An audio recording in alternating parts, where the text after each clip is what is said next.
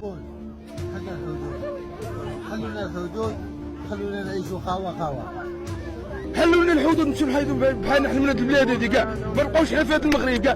ملي ريضت الحدود ولادنا راهم في الازمه، لا خدمه لا يدنا لا غير راحه. اللي بلعت الحدود ولادنا كانوا يخدموا في التهريب، اليوم ما بقاش التهريب، ولادنا هم مجمعين. هذه 3 سنين ضرب ولادنا ما ضربوا فيها ضربه، وهذه كانت الحدود كنا عايشين الحمد لله بخير وعلى خير.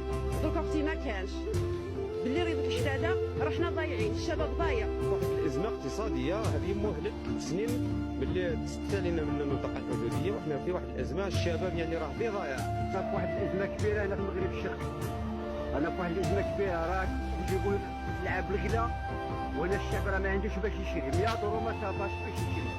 رانا نقولوا اشوفوا كي ديروا من حد الشعب يا سيدي، راه الى ناظره مصيبه.